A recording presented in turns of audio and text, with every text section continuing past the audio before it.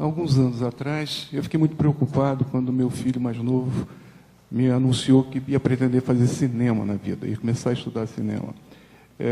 Não porque eu não tenho alguma prevenção quanto ao cinema, muito pelo contrário, eu mesmo pretendi ser cineasta em um determinado momento da minha vida, mas é que eu tinha consciência das dificuldades que meus amigos cineastas passavam para fazerem as suas produções, ou seja, quando heroicamente conseguiam produzi-las, as dificuldades que eles encontravam para poder encontrar espaço de exibição para elas, num ambiente que se torna perverso, ou seja, nós temos uma cadeia verticalizada de agentes econômicos, onde os distribuidores não têm a especialização na distribuição do filme nacional e, na ponta da exibição, nós temos 2.400 salas, ou seja, num país francamente dominado pela cultura estrangeira, pelos filmes estrangeiros. Então, essa era a minha preocupação e esse era o maior objetivo de tentar dizer por que não ser um advogado, por que não ser um economista, por que não ser qualquer outra coisa. Mas ele estava decidido e eu tive que conviver com isso. Nesse período, justo nesse período, apesar de todos esses pontos relevantes que o Barreto levanta, a gente viu um grande avanço em termos de indústria. A produção brasileira, que sempre atuou por forma de espasmos, ou seja, existiam momentos onde ela pôde se desenvolver e a gente viu pequenas produtoras que se transformaram em produtoras significativas na história do nosso cinema, como Veracruz, Cinédia, Atlântida, e uma série delas tendo suas atividades praticamente encerradas por falta de políticas que fossem permanentes, consistentes e permanentes. Nesse momento, ou seja, nesses últimos anos, o que a gente viu foi o que eu entendo que seja uma base consistente de estabelecimento dessa indústria do audiovisual brasileiro, do cinema e do audiovisual brasileiro, através de medidas efetivas, ou seja, efetivas e permanentes. Nós tivemos, logo após o Plano Collor, encontrando artifícios que foram gestados na empresa que eu dirigia na época, com o auxílio do Barreto, que heroicamente levou o projeto para Brasília e conseguiu tirar o certificado do audiovisual.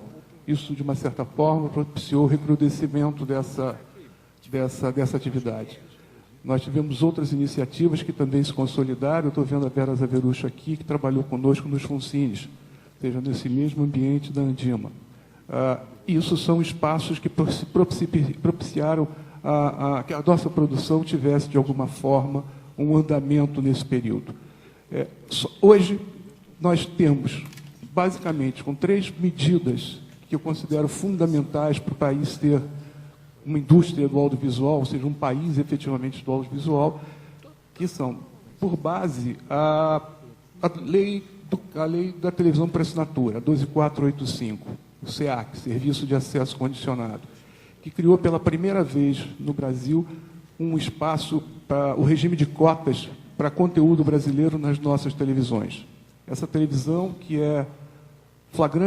foi flagrantemente dominada pelo conteúdo estrangeiro, que chegava no país a um custo totalmente diferido para uma distribuição mundial, competindo com o pobre produto brasileiro, que tinha que ser feito com recursos aqui e com distribuições exclusivamente no país, porque nós também temos a barreira do idioma, infelizmente.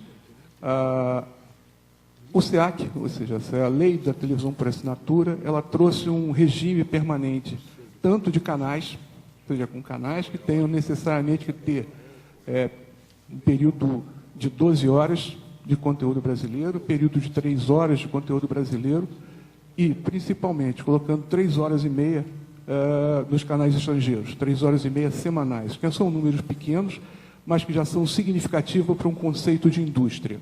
Ou seja, pela primeira vez a gente teve um modelo de demanda num espaço que era totalmente dominado pelo conteúdo estrangeiro. Da outra ponta, nós temos o fundo setorial.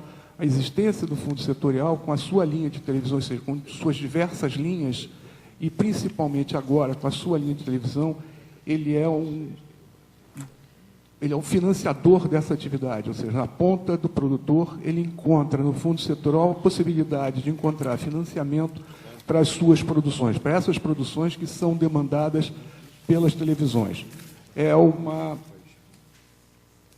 verdade, uma centelha do que se chama indústria. A permanência disso é o que, de certo, dará aos produtores e ao conteúdo brasileiro a possibilidade de dizer que nós vamos efetivamente nos transformar numa indústria. Associado a isso, a gente tem um plano de diretrizes e metas que compromete os governos, ou seja, com uma permanência, com uma política permanente de desenvolvimento. Ou seja, hoje o país sabe que nos próximos, até 2020, o tipo de política que é aplicada para o desenvolvimento desse setor. Isso é extremamente atraente, isso é extremamente importante para qualquer país e é um motivo de orgulho para a gente poder saber que temos um plano de diretrizes e metas aqui. Quero crer que esse cenário, que é virtuoso, sem dúvida, ele vai encontrar um terreno fértil e próprio para se desenvolver na medida em que o aprimoramento da sua aplicabilidade e flexibilização dos seus métodos de controle para o fomento tiverem realmente uma chance de uma sensibilidade por parte dos órgãos de controle e financiamento da atividade. Isso acontece, infelizmente, em todo o país se debate, creio eu, em todos os setores com o problema da burocracia. Isso também está refletido nas atividades de controle e fomento do nosso cinema, do nosso audiovisual. O que eu poderia dizer é que eu tenho agora, eu me sinto muito mais tranquilo com a escolha do meu filho, agora, 6 anos depois, e nesse cenário que se encontra o audiovisual brasileiro. Obrigado.